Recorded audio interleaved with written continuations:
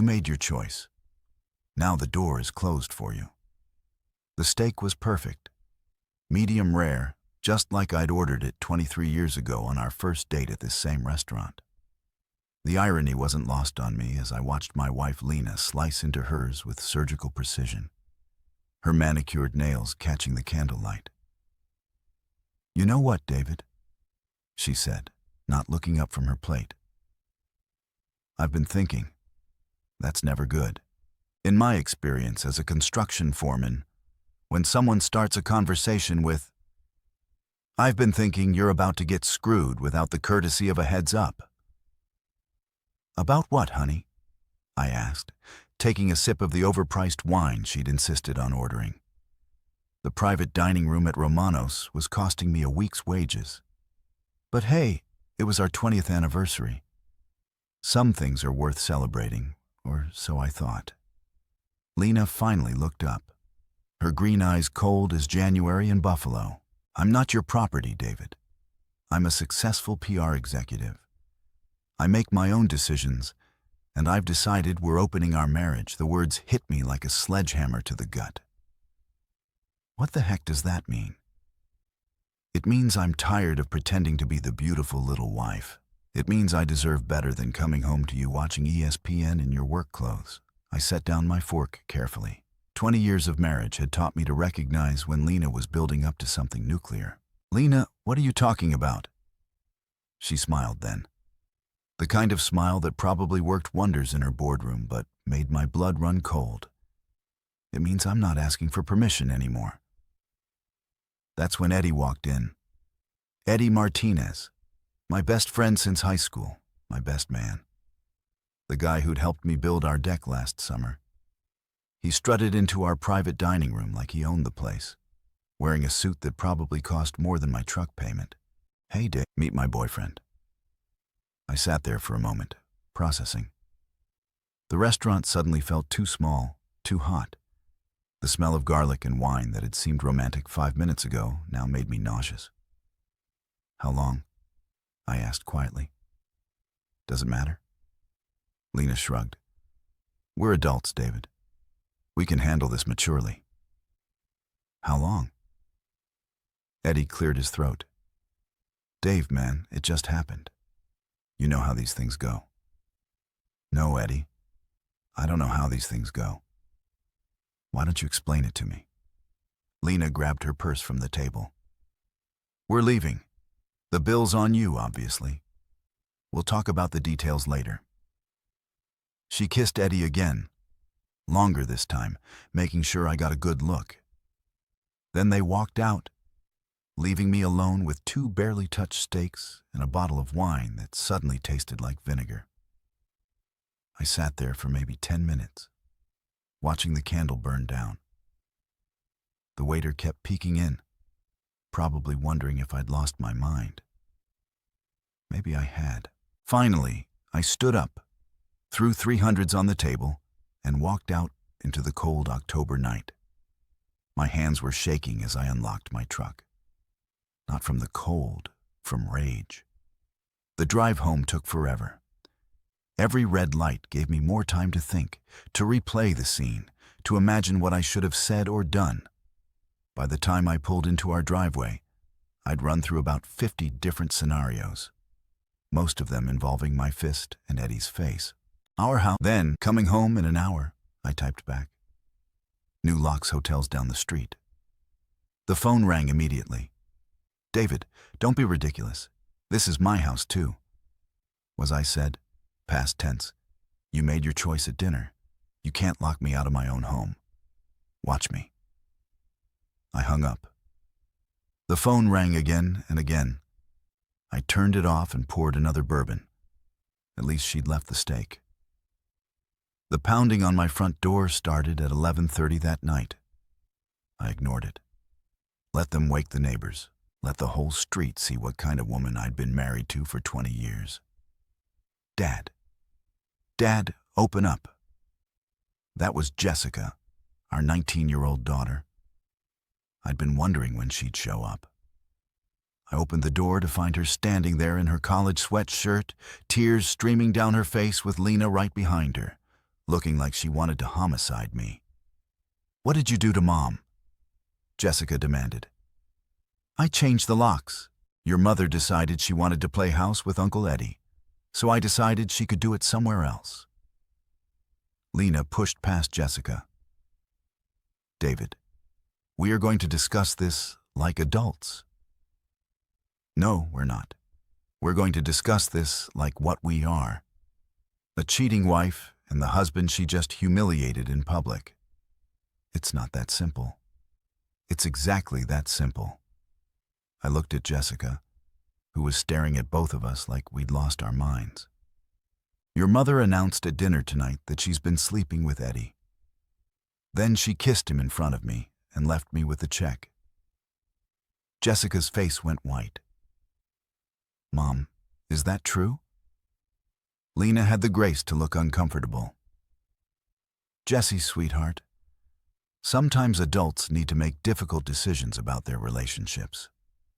That's not an answer." "Yes," I said. "It's true. Your mother's been having an affair with my best friend, and tonight she decided to make it official." Jessica looked back and forth between us. "This is insane. You guys have been married forever. You can work this out."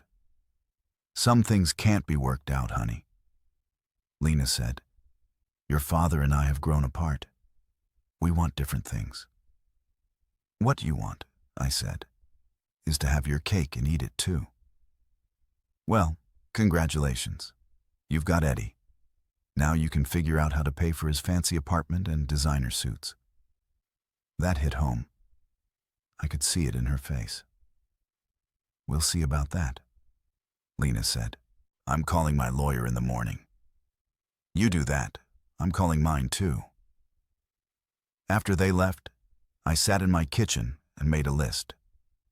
20 years of marriage teaches you things about a person, things they'd rather keep private.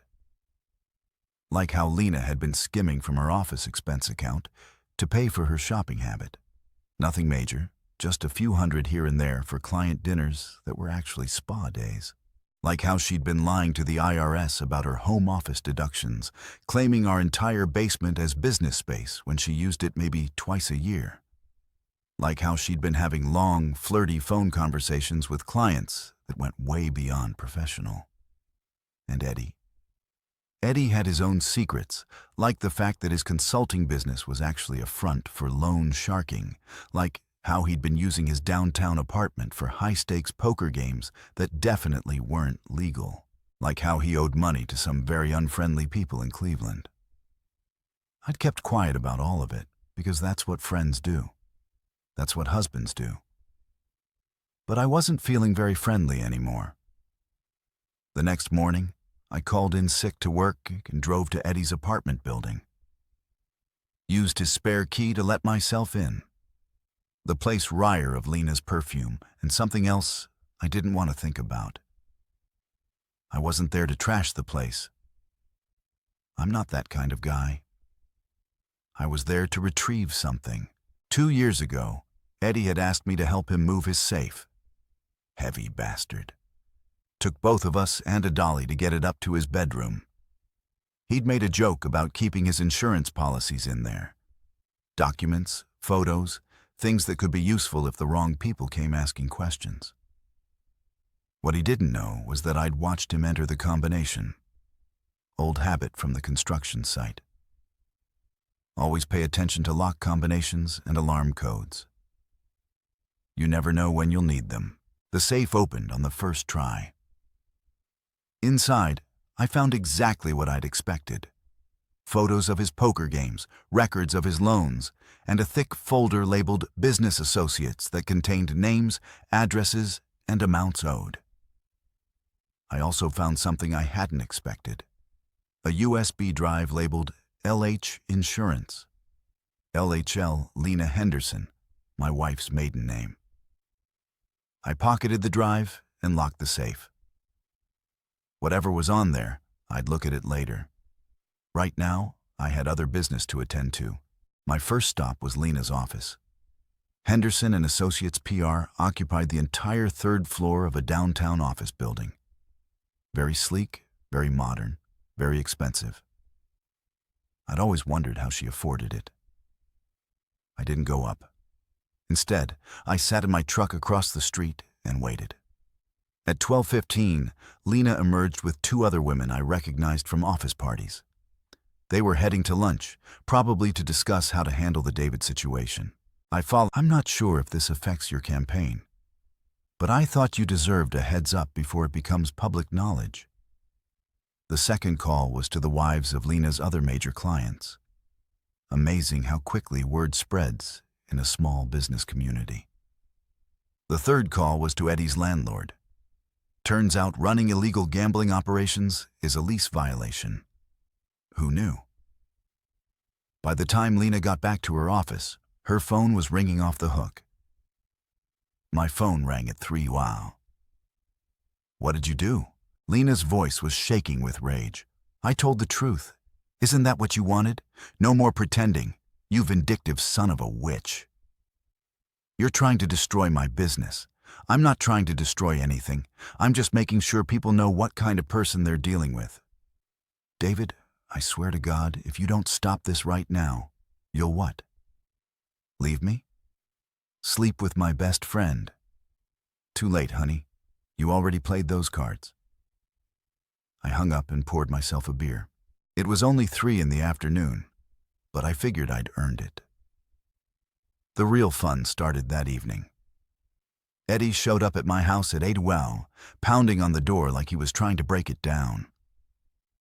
I watched him through the peephole for a minute, enjoying the show. His face was red, his usually perfect hair was messed up, and his expensive suit was wrinkled. I opened the door, but left the chain on. We need to talk, he said. No, we don't. Dave, come on, man. This is getting out of hand. Is it? Because from where I'm standing, it's just getting started. I closed the door and went back to my beer. The pounding continued for another 5 minutes, then stopped. Through the window, I watched Eddie get into his BMW and screech out of my driveway. My phone rang immediately. David. Lena's voice was cold, controlled. She was using her business voice, the one she used with difficult clients. We need to discuss this situation rationally. What situation is that? You know exactly what situation. You cost me 3 clients today.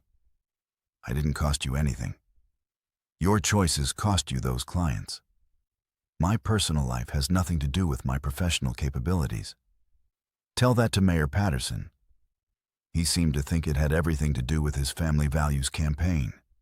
Silence on the other end. Then what do you want, David? I want my wife back.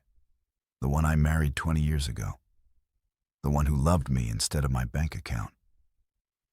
But she's gone, isn't she? So I guess I want the next best thing, which is justice. I hung up and plugged in the USB drive I'd taken from Eddie's safe. What I found there made my blood run cold. Photos, dozens of them. Lena and Eddie obviously taken without her knowledge. Lena changing clothes. Lena in the shower at what looked like a hotel room. Lena sleeping. And videos. Lena and Eddie together. Intimate moments that should have been private. All time-stamped, all carefully cataloged. Eddie hadn't just been sleeping with my wife. He'd been documenting it, probably for blackmail, or maybe just for his own sick pleasure. I sat there staring at the screen for a long time. This changed everything. Lena might be a cheating wife, but she was also a victim. Eddie was worse than a home wrecker. He was a predator. But that didn't mean I was going to go easy on either of them. I copied everything to my own drive. Then did something that felt both wrong and absolutely necessary. I uploaded the most damaging photos to a file-sharing site and emailed the link to Eddie with a simple message. Stop calling me, or these go public. Then I made another call. Tony, it's Dave Henderson. Yeah, I know it's late. Listen, you still work for the building inspector's office. I've got a tip for you about some illegal modifications at 1247 Riverside Drive, apartment 12B. Eddie's apartment had been extensively remodeled to accommodate his poker games. Soundproofing, extra electrical work, modifications to the ventilation system, all done without permits, all violations of city code. By morning, Eddie would have bigger problems than his love life. But I wasn't done. The next day, I drove to Jessica's college, found her in the student center studying with a group of friends. She looked up when she saw me, and her face immediately went guarded. "Dad, what are you doing here? We need to talk privately." She followed me outside, her arms crossed defensively. "If you're here to trash Mom some more, I'm here to tell you the truth. All of it." I showed her the photos, not the intimate ones. Just enough to prove that Eddie had been stalking her mother, that this wasn't some romantic affair, but something much darker. Jessica's face went white, then red, then white again. "Oh my God," she whispered. "Mom doesn't know about these, does she?" "I don't think so, but she needs to." "Dad, this is sick. Eddie's been in our house. He's been to my birthday parties.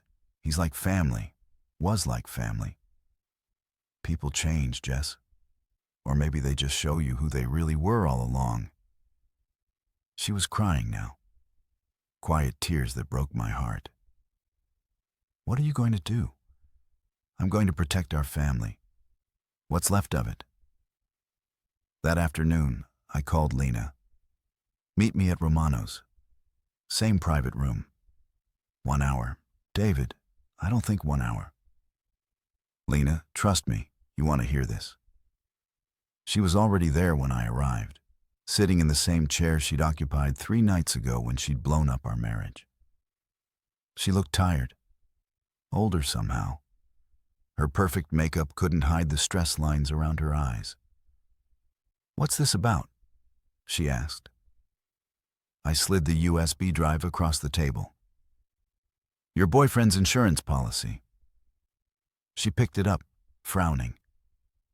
"What is this?" "Eddie's been filming you, photographing you, documenting your entire affair." The color drained from her face. "What are you talking about? Hidden cameras in his apartment, photos taken through windows, videos of you sleeping." "He's got everything, Lena. Everything." She stared at the drive like it was a snake. "Why are you telling me this?" "Because whatever else has happened between us, you're still Jessica's mother, and you don't deserve what he was planning to do to you." What was he planning? Blackmail, probably. Maybe just sick entertainment. Does it matter? Lena was shaking now, her hands trembling as she set the drive down. "How did you get this?" "I broke into his apartment, used the spare key he gave me last year." That's illegal. So is secretly filming someone without their consent. So is running illegal gambling operations. So is loan sharking. Your boyfriend's got a lot of secrets, Lena. She looked up at me, and for a moment, I saw the woman I'd fallen in love with 20 years ago. Vulnerable, scared, human. "What do you want me to do?" she asked quietly. "I want you to be smart. End it with Eddie tonight. And then we're going to have a long conversation about what happens next. And if I don't, then you can figure out how to handle Eddie's blackmail on your own, because I won't be around to help." She picked up the drive and put it in her purse. "I need time to think. You've got until tomorrow night. After that, all bets are off."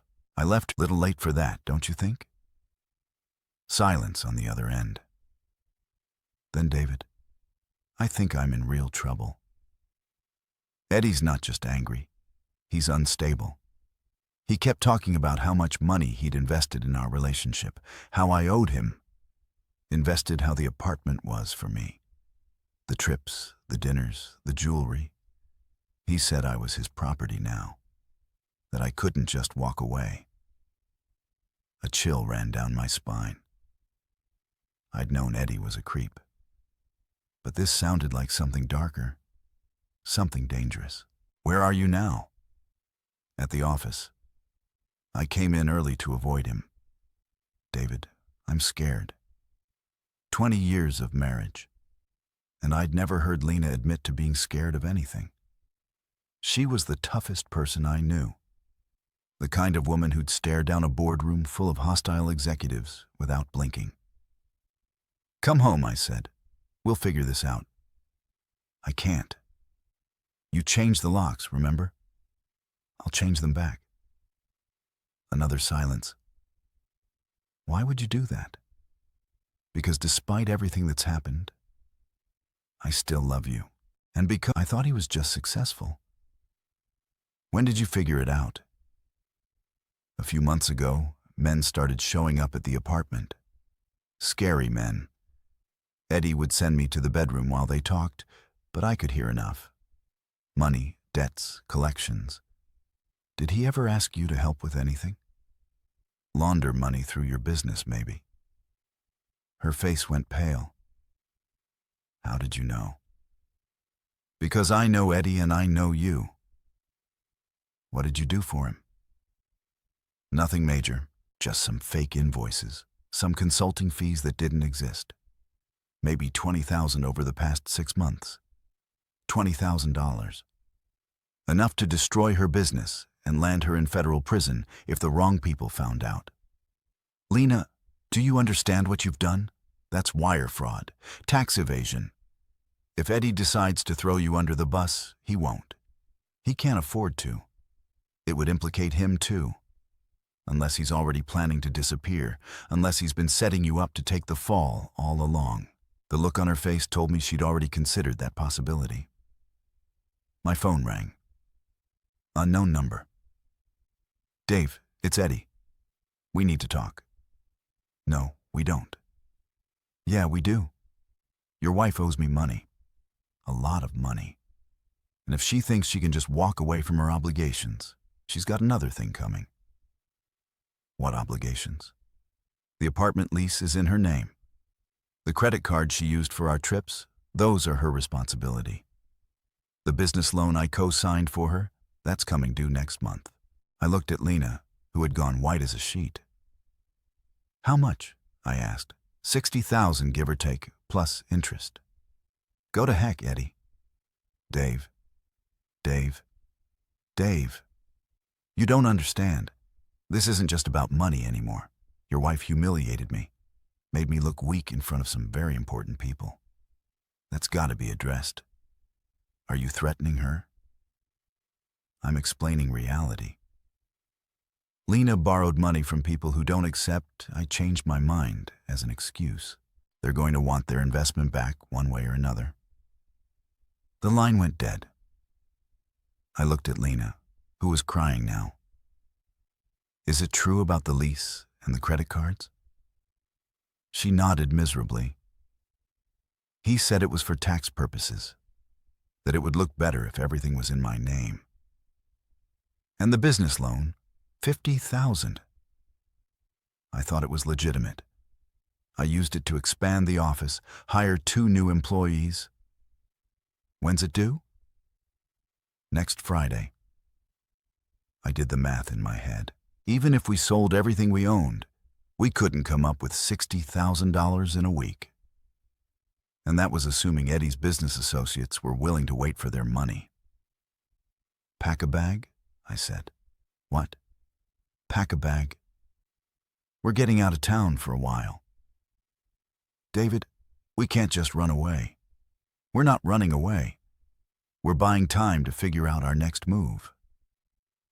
That's when the first brick came through our living room window. I grabbed Lena and pulled her down as glass exploded across the floor. Through the broken window, I could see a black SUV parked across the street. Back door, I said. Now. We crawled through the house on our hands and knees. I grabbed my truck keys from the kitchen counter and my .38 from the bedroom safe.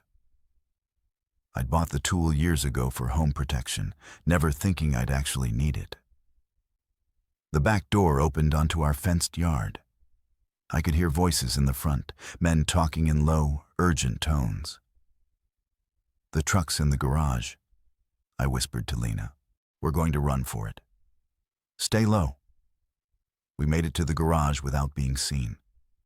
I hit the remote for the garage door and started the truck simultaneously. As the door rolled up, I could see two men running around the side of the house.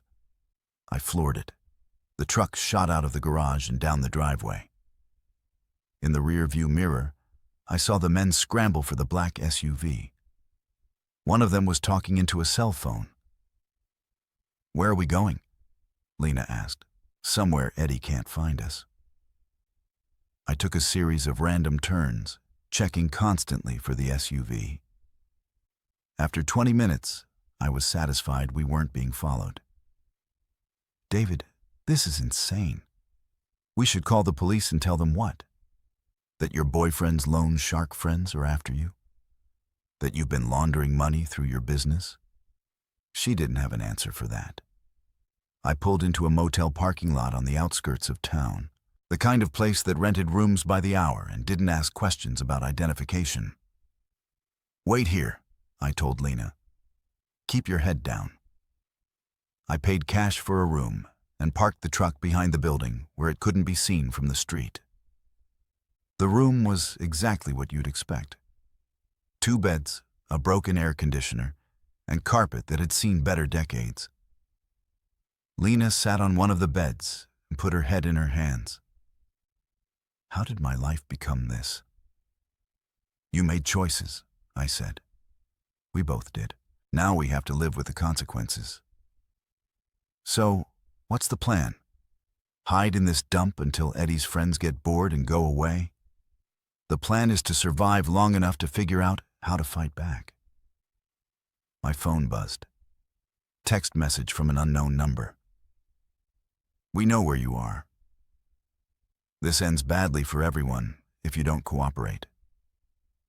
I showed the message to Lena. She read it and started crying again. "They're going to end us, aren't they?" "Not if I can help it." I was already forming a plan. It was dangerous, probably illegal, and almost certainly stupid. But it was the only chance we had. The plan came to me at 3 in the morning, lying on a bed that smelled like disinfectant and broken dreams. Lena was finally asleep, curled up on the other bed with her clothes still on. She looked younger somehow, vulnerable in a way I hadn't seen in years. I'd been thinking about Eddie's weaknesses, his ego, his need to be seen as successful and powerful, his terror of the people he owed money to. What if I could turn those weaknesses against him? I slipped out of the motel room and drove to an all-night diner across town. Used their payphone to make a call I probably should have made days ago. Cleveland Police Detective Morrison. "Detective, this is an anonymous tip. I have in David. I'm so sorry for all of it. The affair, the money, dragging you into this mess. We'll figure it out. Will we? Because from where I'm sitting, it looks like we're both going to end up dead or in prison." I sat down next to her on the bed. "Do you remember our first apartment? That studio above the pizza place?"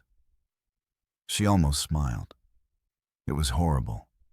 The heat didn't work and it smelled like pepperoni. But we were happy there. We didn't have anything, but we had each other. That was a long time ago. "David, we're different people now, are we? Or did we just forget who we used to be?" Before she could answer, my phone rang. "Jessica, Dad, where are you?" I went by the house and there's glass everywhere. The neighbors said they heard shouting. "We're safe, honey." But we had to leave for a while. "Leave, Dad? What's going on?" I looked at Lena, who nodded. Jessica deserved to know the truth. "Your mother got involved with some dangerous people through Eddie. We're laying low until we can figure out how to handle it." "Dangerous people?" Dad, this sounds like something out of a movie. I wish it was. Listen, I need you to do something for me. Go to your dorm and stay there. Don't go anywhere alone. And if anyone asks about your mother or me, you don't know anything. Can you do that? You're scaring me. Good. Scared keeps you alive. We'll call you when it's safe. I hung up and immediately turned off the phone. If Eddie's friends were smart enough to track cell phones, we'd just given away our location. We need to move, I told Lena. Where? I know a place. The place was a hunting cabin owned by my buddy Mike, about an hour north of the city. Mike had given me the key years ago, told me to use it whenever I wanted to get away from civilization. It was perfect, isolated, off the grid, and completely unknown to Eddie or anyone else from our old life. We drove through the pre-dawn darkness in silence. Lena dozed fitfully in the passenger seat while I kept checking the rear-view mirror for headlights that never appeared. The cabin was exactly as I remembered it. Small, rustic, and completely private. No cell phone coverage, no internet, no connection to the outside world. For the first time in days, I felt like I could breathe. How long do we stay here? Lena asked as we settled in. As long as it takes. For what? For Eddie to make a mistake. I didn't have to wait long. Eddie's been arrested. It's all over the news. They raided his apartment and found pills, money, illegal gambling equipment. The FBI is involved. I smiled grimly. The anonymous tip had worked better than I'd hoped. There's more, Jessica continued. They're looking for Mom. They think she was involved in money laundering. My smile disappeared. How do you know this? It's on the news, Dad. Mom's picture on TV. They're calling her a person of interest in a federal investigation. I hung up and drove back to the cabin as fast as I could. Lena was sitting on the porch enjoying the morning sun. She looked more relaxed than she had in days. We have a problem, I said. Her face fell as I explained about Eddie's arrest and the federal investigation. By the time I finished, she was pale and shaking. They're going to arrest me. Not if we're smart about it. David, this is federal. They don't make deals with small-time money launderers. They do if the small-time money launderer can give them something bigger. I'd been thinking about this during the drive back. Eddie's operation was small potatoes compared to his connections in Cleveland. The FBI would be very interested in those names I'd found in his safe. You're going to turn yourself in, I said. But first, we're going to make sure you have something to trade. It took 2 days to put together a complete picture of Eddie's operation. I drove to various locations with cell coverage, made careful inquiries, and slowly built a file that would be worth something to federal prosecutors. Eddie hadn't just been running illegal gambling and loan sharking. He'd been laundering money for a major Cleveland crime family using his legitimate consulting business as a front. The amounts were significant, over $2 million in the past year alone. Lena had been a small part of a much larger operation. On Thursday morning, I drove her to the FBI field office in Buffalo. We'd rehearsed her story a dozen times. She would cooperate fully, provide all the information she had, and hope that her cooperation would be worth more than her prosecution. What about us? She asked as we sat in the parking lot outside the federal building. What about us? Do we have a future together after all this? I thought about it for a long moment. I don't know. We've both done things. Said things. Maybe we can find our way back to each other. Maybe we can't. But we're going to survive this. And that's what matters right now. She leaned over and kissed me softly like she had when we were young and poor and happy in that studio apartment that smelled like pepperoni. I love you, David. I never stopped loving you, even when I was being an idiot. I love you too. She got out of the truck and walked into the building. I watched until she disappeared through the glass doors, then drove home to wait. The waiting lasted 6 hours. When Lena finally called, she sounded exhausted but relieved. And they're not arresting me. Not today, anyway. I gave them everything I had on Eddie and his Cleveland connections. They said if the information checks out, they'll recommend minimal charges. What does that mean? Probation, maybe. Community service, a chance to rebuild my life. Our lives, I corrected. Our lives, she agreed. Eddie pleaded guilty to federal racketeering charges 6 months later. He got 15 years in federal prison. The Cleveland crime family was dismantled. Their money-laundering operation shut down. Their leadership facing decades in prison. Lena received 2 years probation and 500 hours of community service. Her business was destroyed, her reputation in ruins. But she was alive and free. We sold the house and moved to a smaller place across town. Started over with nothing but each other, just like we had 23 years ago. It wasn't easy. Trust once broken is hard to rebuild, but we worked at it day by day. Conversation by conversation. Jessica graduated from college and got a job in another state. She visits on holidays and calls every Sunday. She's forgiven us both mostly, but she's also learned not to trust blindly. Maybe that's a good thing. As for me, I learned that revenge is a dish best served with patience and careful planning. Eddie thought he could destroy my marriage and steal my wife. Instead, he destroyed himself and gave me a chance to rebuild something stronger than what I'd lost. Sometimes late at night, I think about that dinner at Romano's. The moment when everything changed. The moment when my life fell apart and started coming back together in a completely different configuration. I wouldn't recommend the experience to anyone. But I can't say I regret how it turned out. Lena and I are different people now. Scarred, wiser, more careful with each other's hearts. We've learned that love isn't just a feeling. It's a choice you make every day. A commitment to work through the hard times instead of running away from them. We're not the same couple who sat in that restaurant 20 years ago, young and naive and certain that love would conquer everything. We're better than that. We're survivors. And Eddie Martinez, he's learning that federal prison is a lot less comfortable than his luxury apartment. I hear he's not adjusting well to the accommodations. Sometimes justice comes from the courts. Sometimes it comes from the choices people make. And sometimes, if you're very lucky and very patient, it comes from both.